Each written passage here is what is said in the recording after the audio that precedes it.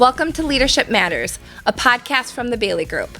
I'm your host, Kaylee Thomsen, president of and partner at the Bailey Group, where we believe better leaders create healthier workplace environments, healthier humans, and a better world. On this show, we explore real stories, practical insights, and honest conversations to help you lead yourself and others better. Thanks for joining us. Let's dive in. Welcome back to Leadership Matters. I'm your host, Kaylee Thomsen, and today I'm joined by Marisa Mann. Marisa has spent nearly 3 decades helping some of the world's largest organizations navigate transformation. She's served in executive leadership roles, advised Fortune 500 companies, built extraordinary teams, and today is the founder and CEO of Uplift All, a company focused on helping people discover their authentic selves and unlock their potential. Marisa, welcome to Leadership Matters. Hi, Kaylee. Thank you for having me here. Just so excited to have our conversation today and see what we're going to unlock. Me as well. I want to start somewhere unexpected, Marisa. If someone looked only at your resume, your LinkedIn, they'd probably assume confidence has always come naturally to you. But after hearing your story, I think you've got such an interesting journey. So let me ask, who was Marisa in her earliest days? Oh boy, very introverted person, to be honest with you, Kaylee. I worked very, very hard, and my parents, just like most parents of girls, I was the oldest of 3, and accuracy, hard work, and perfection were super important. So I spent most of my childhood very quiet, afraid of what to say and whether I was going to say the right thing or do the right thing, and afraid of getting myself into trouble, to be quite honest with you. What were some of the experiences that first shaped how you thought about work, Marisa? So my family did not come from a lot of money. So work was essential for us to even do anything, even in high school when I was turned to working age. And so work was critical in the critical path of how we develop ourselves as human and having to figure out what success truly means and to make a living for very important basic needs, quite frankly. I had to start working from the time I was 16, balancing everything else in life. And so I actually learned leadership very early on. I was very fortunate at the age of 18 to get an internship in construction management to learn leadership principles from people who were experts in their trade. And so how you learn from other people was a key core value for me in the curiosity of what does quality mean? And how do people mainly think about their job? I want to believe that everyone, 80% of the time at least, possibly more, want to do the right thing. But it comes down to communication and influence as leaders. And that took a long time for me to figure out, Kaylee, to be honest with you. So work meant a lot, and I made a lot of mistakes along the way, especially being a first generation of immigrants that came from a different country here to the U.S. and trying to find that land of opportunity. You mentioned you entered the construction industry, which tends to be a male-dominated space. How did that shape you, Marisa? It's so interesting because even though it's very male dominated, I felt that I had a path. And as long as I was resilient and strong in what I did and showed value every day by working hard and being very focused, that I could survive and still be one that delivered value at the site. We were building things that you could see. I was in production, home building, and you could see it evolve in front of you. And what was key was curiosity. So from learning, what homeowners, our customers really valued in what we were doing and being customer centric. This was back in the 90s, so I'm starting to date myself, but customer centricity wasn't the center of everything. But taking that stance was very unique for me as a leader and continuing to build and refine quality processes along. And that attention to detail was super critical. Wow. What do you think was the most significant learning during that first sort of chapter in your professional career, Marisa? Oh boy. Actually, perspective. The most important learning was everyone has their own perspective. And so if you think about production home building, there are many different roles that come to play to pull a house together, right? The electrician, the plumber, the carpenter, the painter, and everyone had their own point of view on what was right. And you had to figure out what motivated them and how do you get them to collaborate and work together towards the common goal of building these houses for the homeowners who were, oftentimes a production home is usually a first-time homeowner who's nervous about what is this home? What does it mean? What do I need to do? And the better the quality was going into the process, the better outcomes they would have in maintaining the home. Yet no home was perfect, and it always needs evolution, repair, and work that goes into it. So no matter how much I tried to make things perfect, probably my biggest lesson, Kaylee, can I admit it to you, was I used to punch paint. And that is so easy to find flaws. And I would find so many. So you would put dots all over the paint, the walls, the trims, all the places. And I was really good, very detail oriented, but I missed the big picture.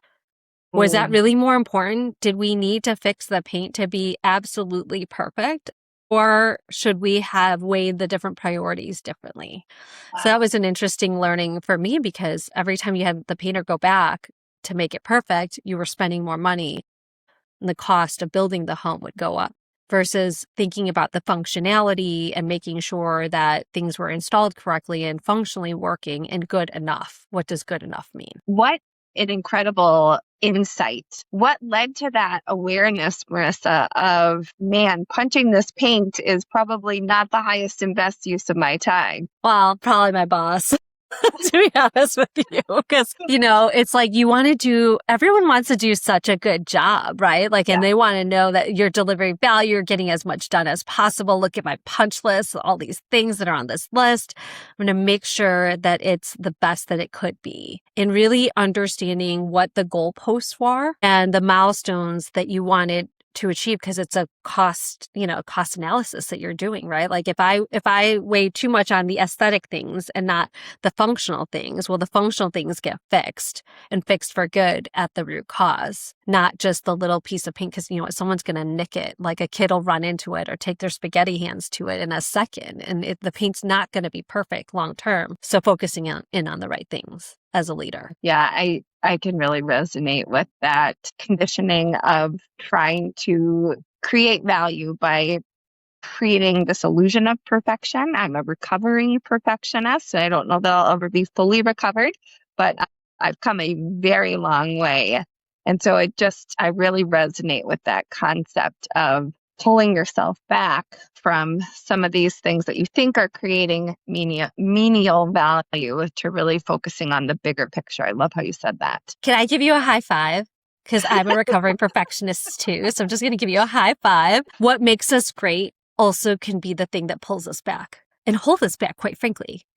And so it's an interesting thing. And if I could just share a very pivotal moment in my career, I was working at a very large bank and I had every detail of my projects memorized. I thought that was my job. And I remember my mentor would pull me into these top level executive meetings and she would say, "Quiet, you are a fly on the wall. Listen," because she wanted to get to me hey, knowing every stat and every data point and every detail isn't going to get you ahead. I was the highest rated for 5 years straight. But was that going to get me to the next level, the next layer of influence? And when I listened, Kaylee, found a couple things. As an academic person who always thought learning was the most important, growing was the most important thing, I discovered that relationships are more important.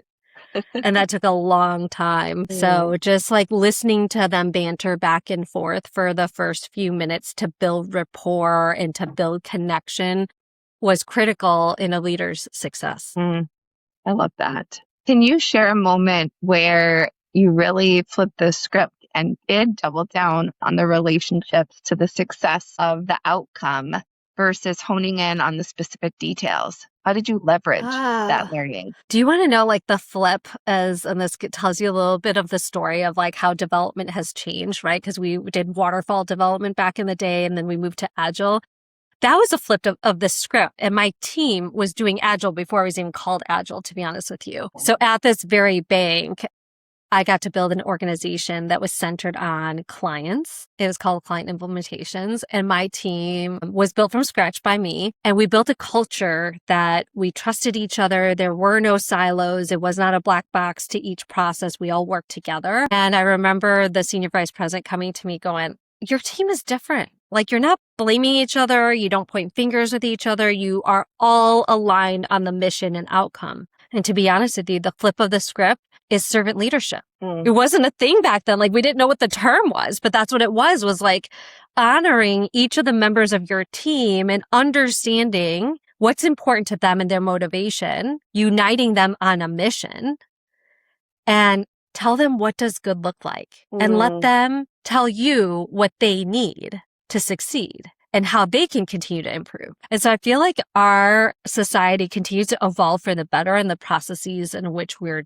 doing with the development of technology and our processes. And now it's all about the human in the loop with AI, right? Like the technology, it keeps transforming us and changing us. And it's how are we going to evolve as leaders, leading other leaders to help them understand communication, influence, motivation. I know you have created and led extraordinarily successful teams with super high retention and engagement and had a very effective approach to leadership, Marisa. What most shaped your leadership style when it comes to thinking about how you were able to really cultivate those skills and mindsets and beliefs and behaviors that led to all of that success?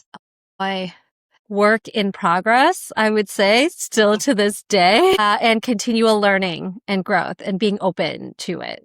So this is where the yin and the yang of the perfectionism goes, right? Feedback is like gold. And I used to cry when I got feedback. So like, I'll admit to you, the very vulnerable, like, cause it wasn't that I couldn't take the feedback. It was, I would cry that I wasn't perfect enough. So honestly, learning to be open and to listening to not just the people who are talking with you and working with you and the people that you serve, including customers, but being very self-aware as well. And I would say that, I give credit to many things, the organizations that I'm a part of, the people who walked the journey alongside of me, my parents who persevered the hardest hardships, to be able to say we all come from different backgrounds that shape who we are. So if we honor each individual of who we are and try to connect those things, we can continue to do better. And then values-led leadership, to be quite honest with you, really understanding what do you believe to be your values and who you are, and helping others live their values and who they are, and honoring that and not judging it. That's so powerful. I'd love to hear more about your parents, Marisa. In what ways did they influence and shape the Marisa that sits before us today? Life was not easy for my parents. So Kaylee, they passed last year, both in the same year, which honestly was not planned, obviously. They got married in the 1970s and decided they were going to move to the United States. My mother was in the medical field. She was a nurse. And so she was able to come here legally through the immigration process and start a new life. She learned English from the nuns. That's who named me. So I'm named by the nuns. That's why it's a derivative of Mary.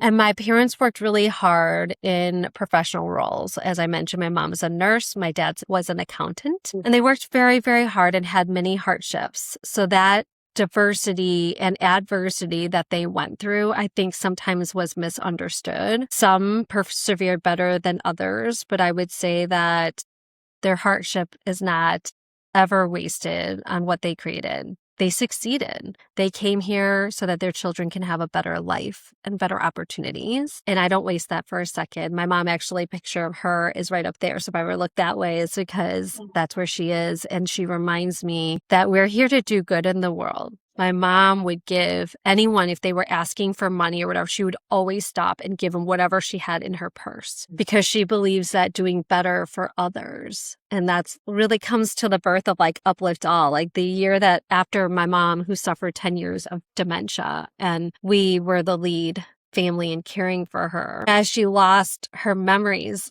we were trying to honor her and the work and the sacrifice that she had made for us. So how do you lift up others? Because she lifted up us. And it really came the birth of Uplift All. And I feel like it is my true calling to work with leaders to help them understand their background and their past and who they are. Because oftentimes as leaders, not only are we perfectionists, but we're also camouflage the environment that is around us. And we have to know who we are and what role we play and how do we continue to transform and disrupt others as leaders, because we all carry a light. So how can we uplift others to carry their light bright so that they can shine the light for others and be the beacon of hope and support? Love hearing origin stories from founders and the passion that I see as you talk about Uplift All. Marisa, bring us back to that season when you saw a real opportunity and went out on a limb and founded this incredible organization. My favorite part of being a leader is actually working with leaders directly to try to understand their motivation, their thinking, their perspective on where they think they are. Well, here's the golden nugget. It took me many years to figure out that the most important person you're managing is you. It actually points to you. And so oftentimes high-performing people, right, like who really believe in quality, hard work, etc., neglect themselves first and foremost. And so they don't invest in creating that space to understand who they are. And so Uplift All was really born by this fact that you don't have to do it alone, that there are other people there for you. So I often talk about this invisible net people don't realize exists for them. They might feel that there is something more out there for them to do, but can't put a name on it and can't define it. And so how do you define who you are, what matters to you, and the path that you want to take to improve your life outcomes, but also the impact that you have in this world? Because we have finite time in this world and we want to make the most of it. Love that. Was there a moment or a season in your own life when you realized that you really were neglecting yourself? Yes, I can go back to the exact years. It was about 8 years ago. I woke up one day and I achieved everything. I got my C-suite title I wanted, and I looked around and I just still said, like, wow, I'm super unhappy and I don't know why. And then I started asking, who am I? And I couldn't answer that question, Kaylee. And I lost myself in the busyness of every day. And the imagery I can give you is I felt like I was on the hamster wheel running in that wheel and I couldn't get off. Like if I got off, I would have flew off to figure out who I was. And honestly, I got to go on an alumni trip to Portugal and went to Fatima to have the first time in my life silence from my family, my work, and just to listen to myself to figure out, like, now I need to I need to understand who I am. Who did I become? I'm not we are not, as leaders, our achievements. We are more than those things. There is a story behind us, a story ahead of us that we have the opportunity to live. So I came back from that trip not too long after I quit my job. So I quit my job. I didn't have another one. I tested my invisible net. And as I spoke to people, and the reason why I did that was because it's such a small world in the middle, like they started asking me if other people knew that I was gonna, and I just finally kind of said, like, it's time for me to go do something else. It's very not in my personal life profile at all. I'm very risk adverse, but I decided I needed to create that space. And, I think that a greater being, for me, it's the Lord, was watching over me and made sure that I was taken care of. And I had to stop at another stop to really understand about leadership and leading some advisors of some of the most senior people and how they lead and how you impact the leadership there. That really continues to shape my understanding of the needs of leaders, quite frankly. Doesn't matter where you're at on your leadership journey. Our basic human needs are the same. We all want to do good and make a difference in this world. And how do we support each other along that journey, no matter where you're at in your career?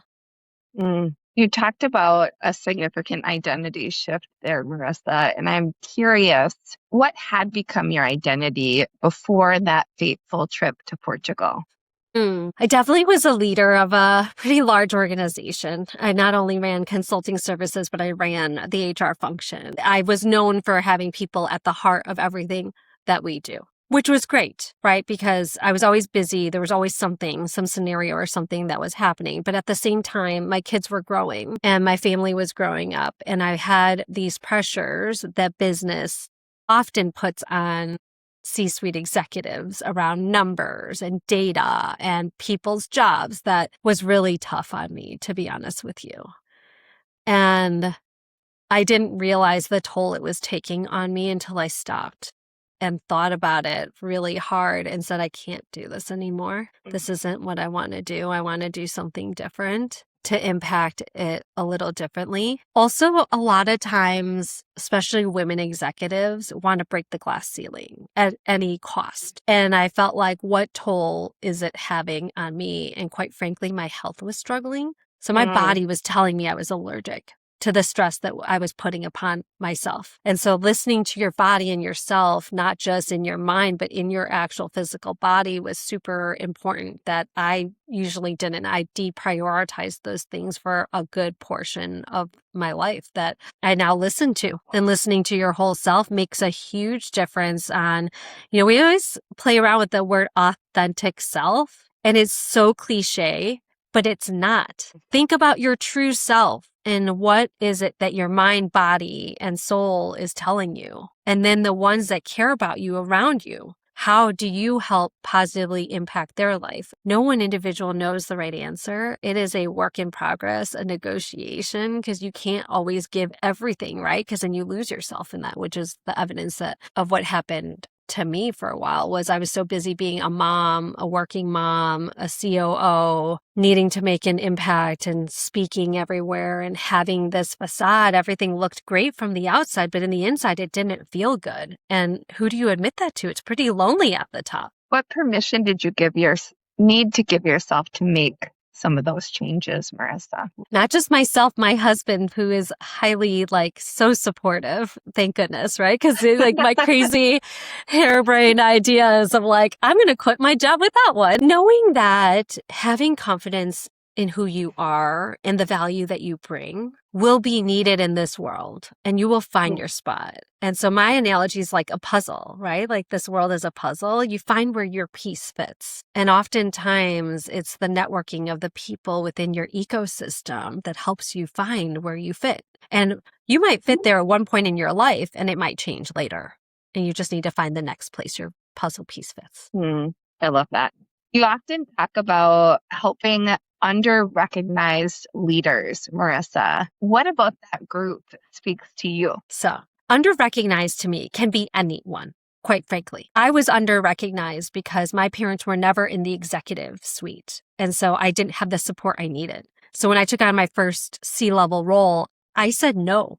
You can find articles about that on me. I said no because I was so scared of what that meant, because they get fired if they don't work out, right? It's just kind of a huge risk-taking piece. So under-recognized is anyone who feels that they are meant for more and haven't found that place. And some people probably think of traditional ways to define it. It can be an introverted person that really hasn't been able to let their butterfly or their light out, or the flame that's inside of them out. And they're trying to find who they truly are with confidence and clarity. That's an under-recognized person. So it's I didn't truly feel that I recognized my own true potential. And for me, it was because English wasn't my first language. As you imagine, even though I was born here in the United States, my parents spoke a different language. And when you're under-recognized, you have I think everyone has disempowering beliefs, but under-recognized individuals have them and they speak loudly and no one checks them because they don't tell you about them.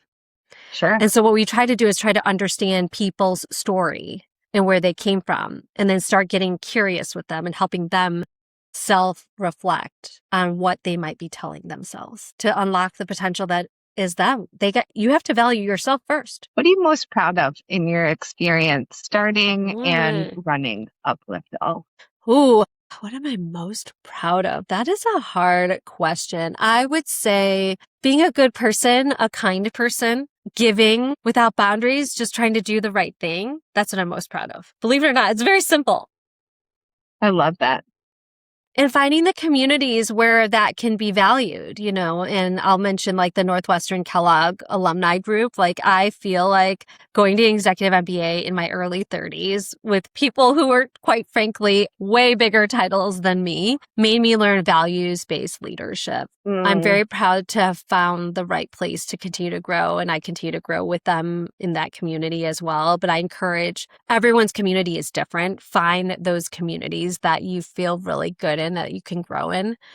And those happen to give like warm hugs. So whenever I'm in these groups of people, I feel there's a lot of diversity of thought, openness, and curiosity of wanting to continue to grow and live a better life that helps others, quite frankly.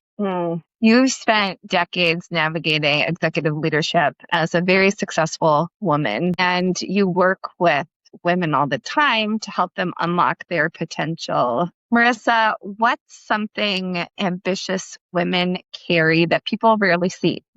How hard they work, because we gap fill. We do the things that are invisible. They're valued, but they're invisible. So are they really valued? So I'm going to pause there, right? Like, are they really valued? Because they're invisible. We fill the gap. Because guess what? Who can flip plates better than us, women? You know that, Kaylee, right? You're a mom and an executive. So it's like we can do multiple things at a time, but we never claim recognition or awareness around the things that we actually do, the dots that we connect. So can we be better at influencing others and having them understand our true value? So I mentioned value yourself first. That's one. The second is make sure that everyone else understands, but it's not in a boastful way. I used to like really wrestle with this because it's like, I'm humble. I don't want to be bragging about myself, but it's not bragging. It's connecting the dots and making sure that it's seen and that you're seen and your team is seen. Practically speaking, what does that look like, Marisa? Oh my goodness. Okay.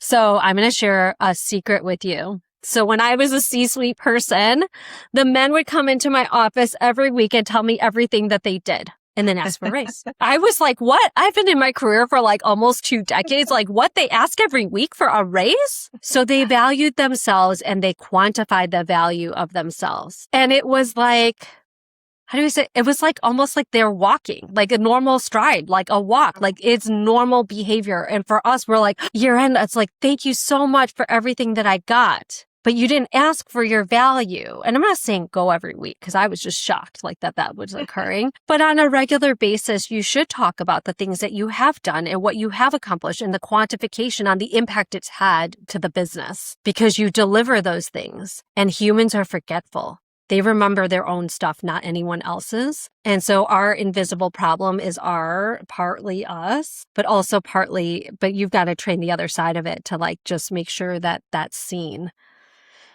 And I don't think I did that enough in my career. So you think about the compound effect it had early in my career when I made less. It kept going to my first C-suite role. And that's why Uplift All exists, is like provide you the support and the construct on how you tell the story, so that they remember the impact that you have any day. Your clients, your boss, the stakeholders, the board, other C-suite peers. I love that. How do leaders begin recognizing their own value, Marisa, before someone else even validates it? I think of 2 things. One is like, what are you good at? But you have to add this. What drains you and what energizes you? Because you could be good at something that absolutely drains the heck out of you and you don't want to go in that direction. You want it to be an area that energizes you. And so that's really how my career kind of took shape, right? I told you the story about me building my own first organization centered around people to deliver the outcome. And I went from this other, like we consulted this financial group that didn't understand that. Every week I would talk about like how the people were doing, because that was the reflection of the asset and the product that they were building, until they finally understood that is our people are our product. And that is the outcome. So I hope that answers your question. I love it.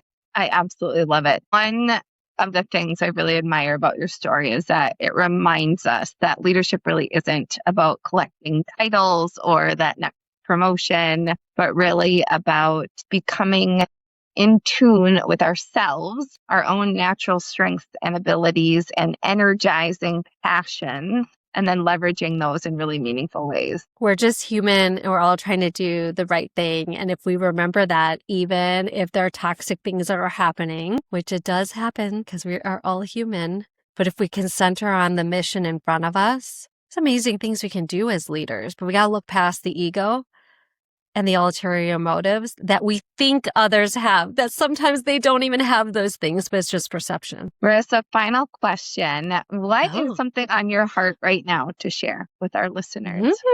That leadership doesn't have to be lonely. You're not alone. There are other people out there walking the hard walk with you.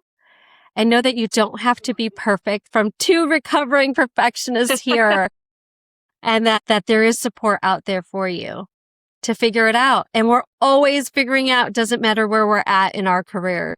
And basic human needs, no matter where we're at in our careers, is also there and present for us. So to feel supported and to focus on what matters most. Beautifully said. Thank you for sharing so openly. This has been a very energizing conversation, Marisa. Thanks, Kaylee, so much for this connection and our ability to share even our deepest, darkest secrets today.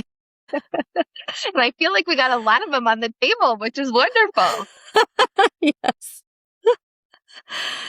And thank you to our listeners. Join us next week for another episode of Leadership Matters.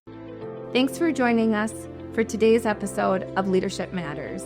If today's episode resonated with you, would you do me a favor and share it with someone you care about? To learn more about the work the Bailey Group is doing in the world, check us out at thebaileygroup.com or follow us over on LinkedIn. We love sharing useful articles, helpful resources, and valuable tools to help you expand your leadership capacity. Like and subscribe, and join us next time for more honest conversations.